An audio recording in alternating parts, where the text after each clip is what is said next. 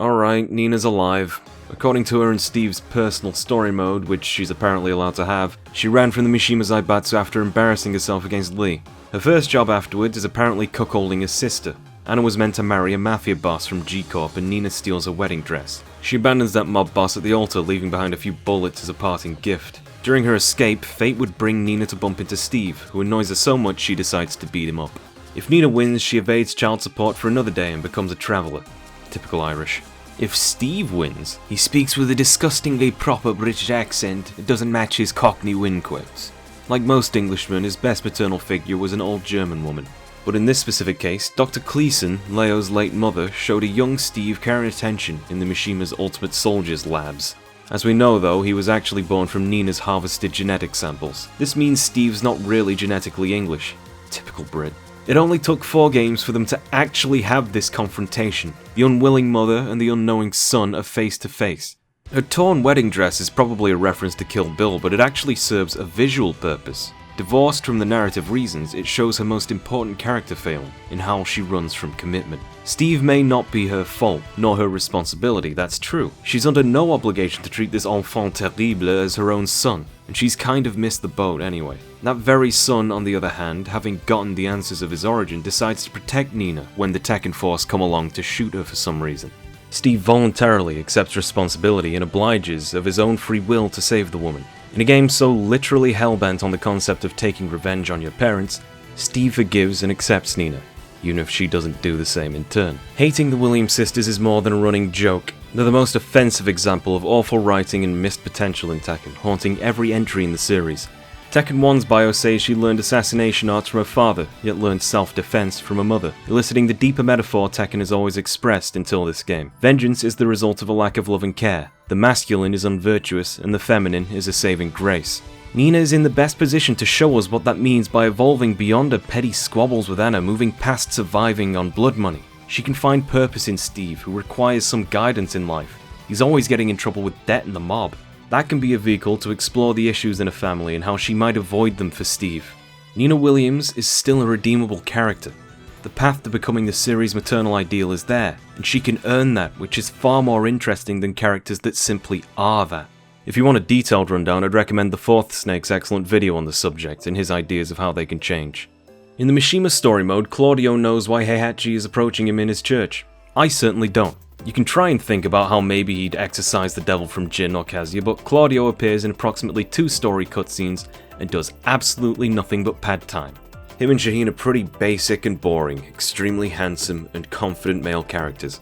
While Shaheen is pretty much just Sharia law, Claudio at least has some interesting charge mechanics that feel like an evolution of Leo's key charge strings, but it's far safer and better developed, leading to a very aggressive playstyle. Combined with that, he has a very good swath of generic tools and annoying panic moves. He appears in 2 other characters' story modes. Xiaoyu has been matured in this game. Her Cheongsam is a far more conservative length, and her spatsu have been replaced by full leggings which, despite leaving more to the imagination, leave nothing to the imagination. The pigtails have been lowered too, which I didn't even know that I wanted. When they were writing her character for this game, they removed all her win quotes where she childishly referred to herself in third person or stumble onto her ass expressing her pain in Chinese. This has certainly aged her into quite the young lady. Unfortunately, they didn't give her anything to replace her infantile nature, which leaves her with less overall character traits. In both situations, whether she wins or loses against Claudio, he makes very threatening glares at the camera and says he'll use Xiaoyu as bait for a master plan, which you'll never see in Tekken 7. Instead, this story is relegated to one of Tekken 7's patchy slot spin-offs, where Claudio takes the young lady to do something about Devil Jin, who's locked up underground. This gambling game has 2 endings, if you can believe it. The first is Claudio exercising Devil Jin by way of murder. In the second, Jin fights off his inner demon. Xiaoyu holds his face and intimately pleads for the man that she knew to wake back up. Eventually, Claudio is down for the count, and Xiaoyu takes matters into her own hands again. She runs at Devil Jin, who stops just short of attacking her, because Jin knows this girl, or even more than that. This is something they'd teased since Tekken Tag 1, where they amicably hung out at school. Tekken 4 canonized Xiaoyu's feelings, and in T5 Jin clearly wanted to protect her, even using the pet name Xiao. And now, the only thing he can stop the devil for is this girl. This all but confirms the war criminal actually holds reciprocal feelings for Ling. She batters him into submission and says he doesn't need to withstand the pain within him alone.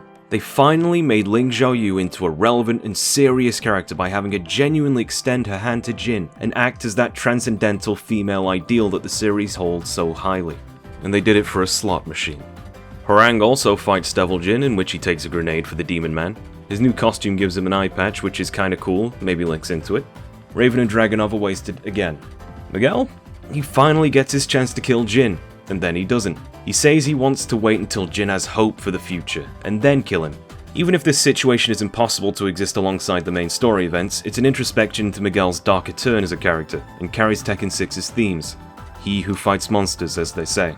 On the subject of monsters, Bryan. Most characters in the series are motivated by their stirred emotions. Very few are self-aware enough to provide insight on this. At the very least, Heihachi's anime movie depiction is philosophically motivated. In-game, the late Jinrei might have been the true first. In Tekken 5, he had a clear motive purpose, but every line he had showed, tragically, he hadn't been blinded by that purpose. Tekken 6's Jin might count too. He struggles with his inner devil, and admits that in fighting it, he may as well have become it. But after Jinrei, and before Jin, was Bryan, who understands himself to be a monster. He doesn't justify it, he doesn't make excuses, because he truly understands what and who he is. He's the yang to Jinrei's yin. His new costume gives him a slick jacket, and his visual deformations are getting worse, besides the terrible modeling they did on his face. His robotic arm and leg follow a trend of him degrading as the series goes on, losing his humanity. They're attached to his default costumes, so you could argue we never get to see what's hiding under that new face mask either. Is his face rotting away, like him? What do they do with all that potential? Well, Bryan throws a girder at a random helicopter. Otherwise, Bob sits on Bryan so hard he causes a balcony break stage to become a floor break stage. What was the point? Feng and Law duke it out on that one map from Tekken 5. Paul joins in on one ending. Nothing interesting here either. PANDA is looking for Xiaoyu, and it leads her to the worst rendition of Tekken 4's arena since Tag 2. It's garish, it's lurid, it's ugly as sin, but at least it's colourful, I guess. PANDA either runs off to look for Xiaoyu, or Paul gets booed out of the tournament for killing an endangered species. The Paul thing is kinda funny, but why would they even bother animating this? Newcomer KATARINA is looking for her father, who turns out to be GIGAS, after G-Corp kidnapped him. It's really uninteresting, but at least we have a nice father figure present in the games for once. Goiaba, a Brazilian artist and indie game developer who's made friends with me somehow, tells me that Katarina's lines of dialogue are hilarious to listen to. They're poorly translated, and you wouldn't hear anyone say what she does, even in a fight. And what in God's name is this music? Bloody hell! I mean, I know I'm not treading new ground when I say G-Corp Helipad is what plays in the elevators of hell, but come on! The instrumentation is designed to disturb on all levels.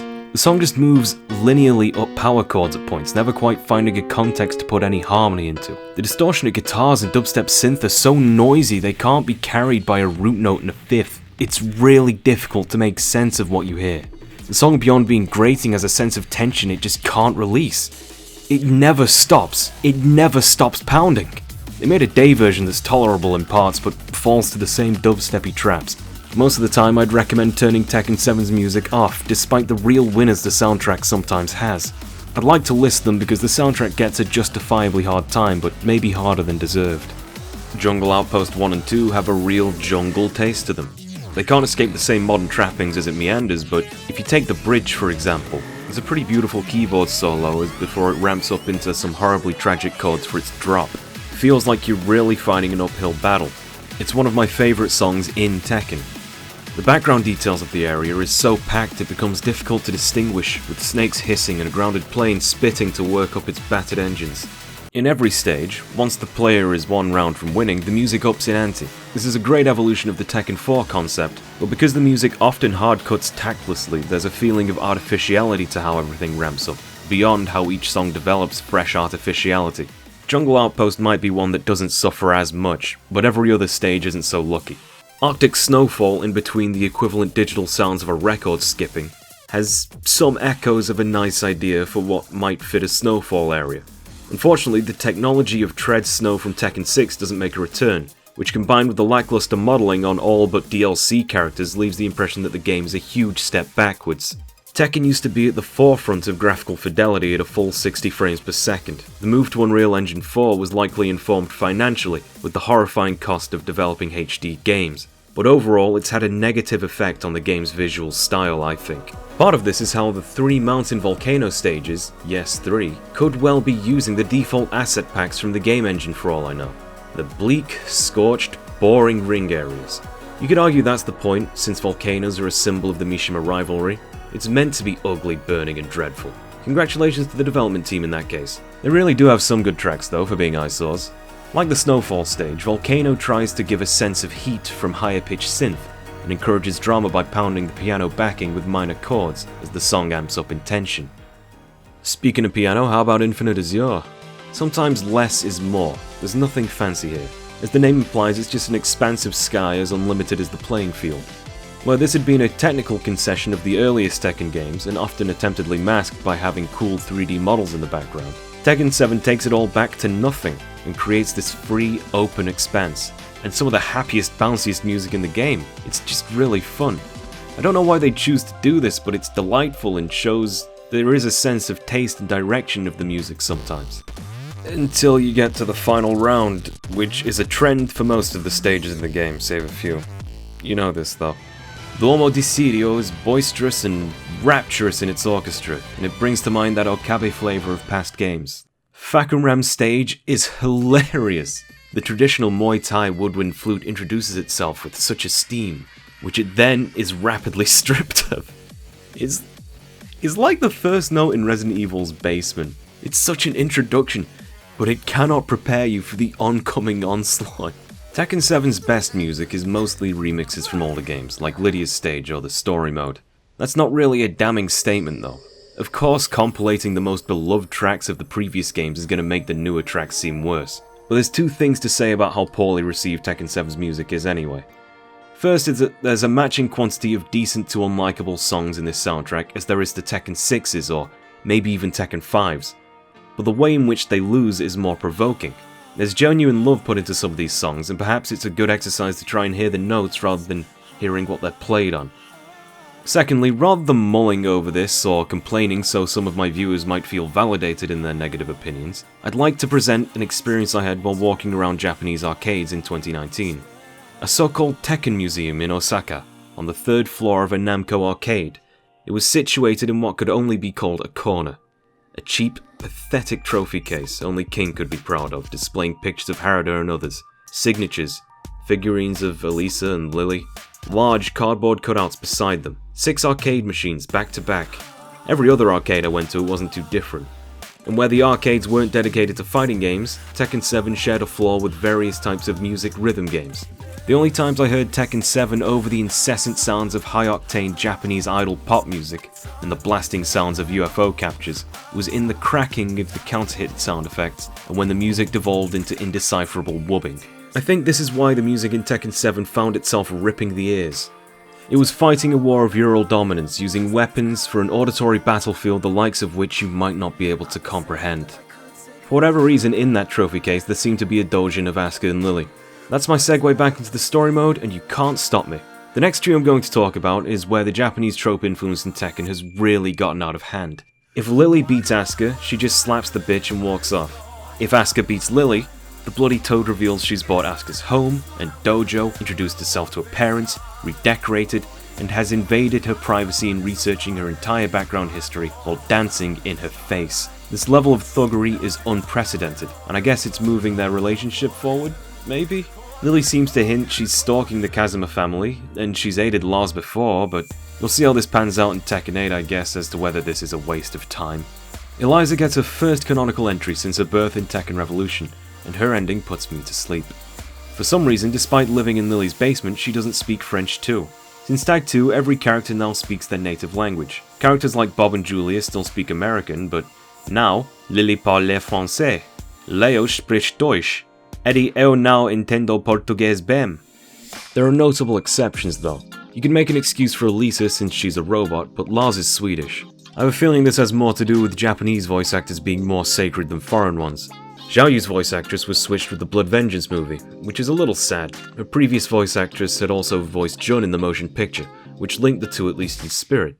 I wish this had gone as far as accents too. I'd have loved to have heard Maddock throwing around the word cunt like it's fucking meaningless. Or Nina going, time to die. Yoshimitsu gets his tentacles all over Leo, and pretty controversially we finally have hard confirmation that he's male. Yoshimitsu, that is. He gets a forward 4 to the bollocks and Leo runs away screaming because, well, you would, wouldn't you? What do we get from this other than a very Japanese sex gag though? Alright, Yoshimitsu has a sex drive. I don't think I needed to know that. And Leo confirms his sexlessness in a cutscene that distracts from his entire purpose and intrigue in the story. Leo got more canon development in Tag 2. King doesn't get much better. Since his wrestler posse weren't around for this game to begin with, I suppose they put his story on hold so he can beat up Jack 7.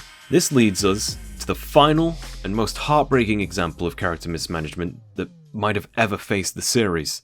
Eddy Gordo's tragic failure to save his father figure has defaulted him to chasing after Kazuya in what seems to be an effort to redeem his life efforts.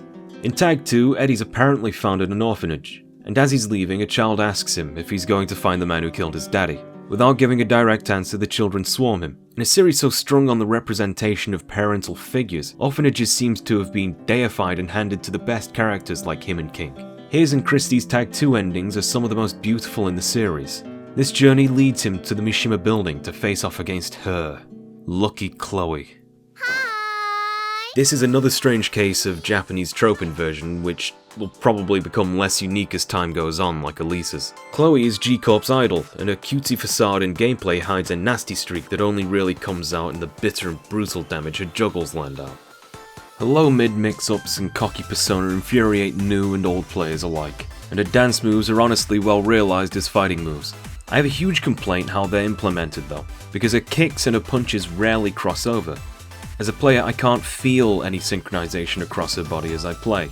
I hope her moveset develops into new games. Fans honestly dislike this character, but I think that's mismanagement. Idols are meant to have this perfect facade to be the ultimate IRL waifu, in an industry that makes you apologize for having sex. With Chloe, the veneer of perfection isn't even skin deep.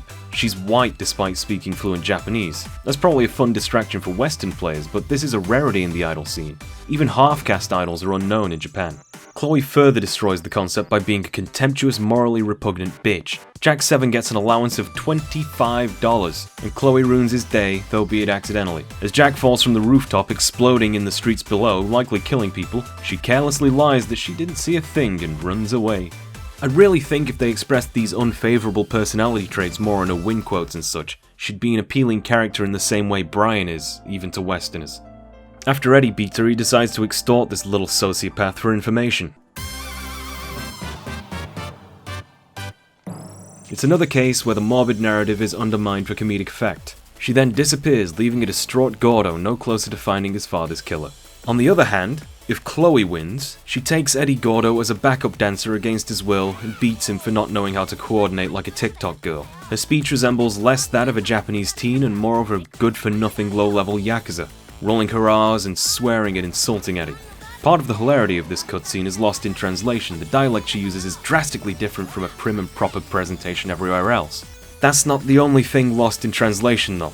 The subtitles here are inaccurate, hiding the depth of Lucky Chloe's malice.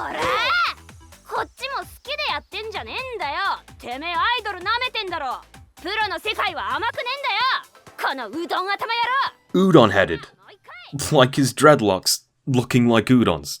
This Caucasian cat girl, imagining a well-loved, wonderful character's culturally influenced fighting style is just dancing, is forcing him into unpaid servitude under the man who killed his father. Then she beats him needlessly, demeans him, and makes fun of his ethnic appearance by comparing his dreadlocks to chunky wheat noodles. That's based as fuck.